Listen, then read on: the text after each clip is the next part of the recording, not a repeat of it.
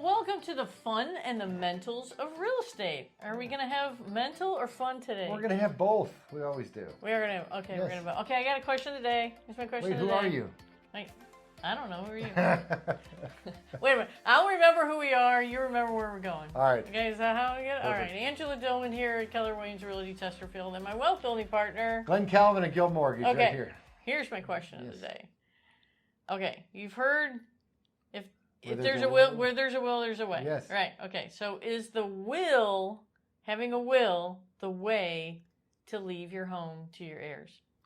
Great question. We're going to have to dig deep into that. And before we get started, when we're talking about this, how we leave our possessions out, we need to stress that we get into this legal morass. Always important to talk to an attorney about this. Yeah, we're not attorneys. We're going to refer you to an attorney. Hey, what's the difference between a vampire and an attorney? No attorney jokes. No attorney jokes. I know a lot of really nice attorneys. Very good people. But attorneys can be bullies too. But, you know, we're not giving you legal advice. We're going to speak from our experience. Yeah. Best to talk to an attorney. Yeah, we're going to tell you why you need to do certain things and how you need to think about it. Because, okay, let's just say that I buy a home and my husband and I go on title. Right. There's a whole people don't realize there's 4 different ways you can hold title to that property. There's lots of ways to hold title. Right. Most people, when they're on title with another person, most of the time, they hold title with the right of survivorship. It's called joint tenancy with the right of survivorship. Which just means that if one of you passes away, that property automatically goes to the living person on title. Okay? That's usually what that means. So, a lot of times when someone passes and there's 2 people on title, it's okay. Nothing changes. Everything's good. You just have to supply a death certificate if you were ever to go sell the house. Right. Okay? Now, so if something happens to both people. If there's only one of you left on title and you pass, is having a will enough? Well, I'd say it's almost better than having nothing, because it's better than having nothing. So does it transfer the house? How does the house get from you to your children with a will? No, because then the judge says either 12 or 18 months for creditors to come in. It has to sit and wait. If there's a mortgage, somebody has to make that payment. Wills don't pass title. Right. They don't pass title on a car or a house. Wills do not pass title. Wills just tell the world and a judge, really, what your wishes were. And I think in 2024, most people don't have a will. They have a trust. They have a trust agreement. There's only 2 ways to stay out of probate. That we know of. There's a couple ways to stay out of probate. When it comes to homes, if you have a will, that's great, but it doesn't keep your heirs out of probate. They would actually call an attorney. The first thing we do is you got to talk to an attorney and open probate. You open a probate case with a probate court, and then the judge decides who the executor is going to be for the estate, and they give you letters of testamentary that says you are the executor. It's usually only one person. Sometimes there's 2. It takes a little bit of time. You got to document everything in the house, all the personal possessions, all the cars and everything. So if you don't have either a trust or a deed on death, or beneficiary deed, yes, or with a car, a TOD, a transfer on death, you can do those. If you don't have something like that, that's an instrument that actually transfers title, a will does not transfer title. So there are ways to stay out of probate court. Right.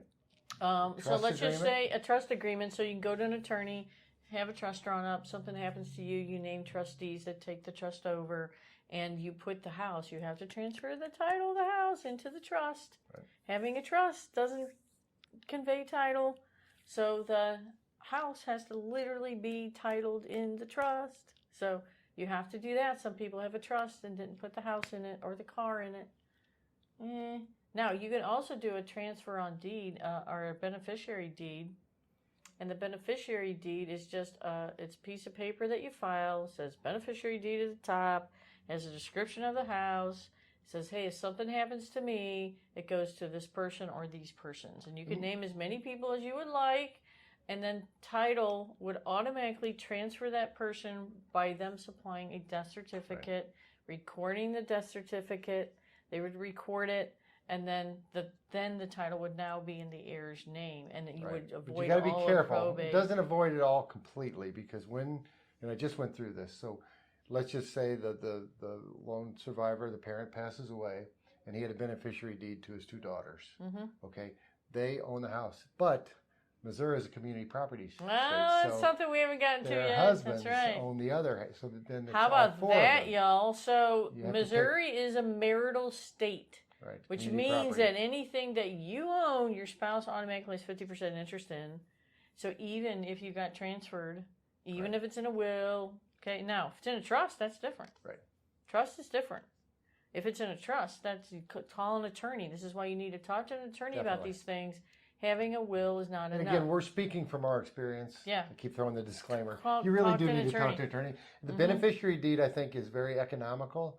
You can do that through the title company. Beneficiary deeds are you can have a lawyer draw it up. We usually can get them drawn up from anywhere from $100 to $200. And then you sign it in front of a notary. And the trust agreements, they're not hundreds of thousands of dollars. They're maybe $1,500, $2,000. They're $2,500. Right. But I think it's well worth it. Yeah. The other thing that I think that I talk to younger people, not older people, is to talk about a life insurance policy when you're closing too.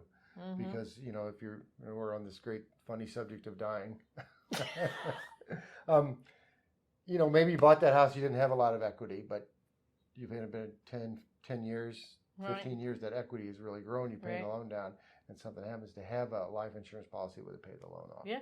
The other thing is, that we talked about this earlier, is it's a misconception too. If somebody passes away, then the lender is going to come and foreclose on that home immediately. Right. Doesn't work so either. let's just say you do inherit a property. It does have a loan on it. What happens, Glenn? What do I do? So you communicate. That's the best thing. You get a hold of that lender and talk to them. They'll allow you to keep making the payments. Even on a conventional loan that technically is not assumable, most of the time, if you qualify, they're going to let you assume that loan. Oh, how about that? Yeah. So you provide a death certificate. They'll even put you on the loan so you can start communicating, because they won't even talk to people who are not on those loans, right? Because of privacy and all the other things. If you supply a death certificate, and a lot of times they're going to want you to have that letter of testamentary if you have you open probate, or they're going to want to see the beneficiary deed and the death certificate to say, oh, title's trust to me, or they're going to want to see the trust. They're going to want to see something that allows you to allows them to put you on that mortgage so you can communicate and make the payments. And even if you're going to sell the house, and we come across this before too, my parents passed away. I sell the house, I write out the contract, I sign it. If I don't have the authority to sign that contract, it's meaningless. Yeah, you can't even sign a listing agreement unless you are the trustee of the trust, unless you are on title because of the beneficiary deed, or you are the executor of an estate because the probate judge said you were. You can't even sign a listing agreement. You have to have something like that. The authority, the person on title, or the person the state designates to deal with the property, or car even. But yeah, you can't. The good news with real estate, most title companies have an attorney on staff, and they can kind of help you walk through this. Yeah. Now here's another one. The other one is power of attorney. People say to me, well, I have a power of attorney. Power of attorney is only good while somebody's alive, by the way. Yes. So if you have the power of attorney, that's great. So you can handle affairs for your loved one. But once they pass, power of attorneys are no good. Yeah, so wills and power of attorneys don't really do that much. These don't have to be sad and morbid conversations. No, it's just something you have to prepare for, because life is miserable enough when you pass for your heirs, right? For your loved ones. And then you can make it even harder for them to have to go through probate court. You have to hire an attorney. It costs money. So that same money legs on and on. That same money that I saved by not having a trust, they're probably going to take it from me when I go to sell because I didn't prepare. Well, no, that's true. And there's another thing that happens in probate. They have to keep that open for so long, so many months, to allow creditors to come and make claims against the estate. Not just creditors, but other people. So I had this happen one time. So a relative passed, and somebody who took care of her, supposedly, and she supposedly promised him a truck or something. He went and made a claim against that estate. Wow. And he got $25,000. And that was never in her intentions. Wow. She paid him very well. very well when he helped her. But that's what happens. So you also leave your heirs open to a lot of risk that money may disappear from your estate and does not get passed down because somebody came in and made a claim and the judge said, okay. So be proactive. Yes. Always talk to an attorney. Yes. And if you do find yourself in a situation where you've inherited a property, get in touch with somebody that can point you in the right direction. Right. Can give you good guidance. Yep. Yeah. And the record the beneficiary deeds. You can get them. Give us a call. We will definitely point you to the right attorney for trust, for beneficiary deeds, for probate, whatever it is you need. Get to a good attorney. And if there is a mortgage, communicate with that lender. Communicate. Keep paying on the mortgage because you want to trigger any kind of foreclosure or anything like that. And they will come foreclose if you just stop Yeah, making if payments. of No course, make a that call. is their collateral. They won't have any other choice. They won't know what's going on. Right. Yeah, that's super good. I So think we hopefully learned a this lot helped. today. Yeah. Hopefully this helped.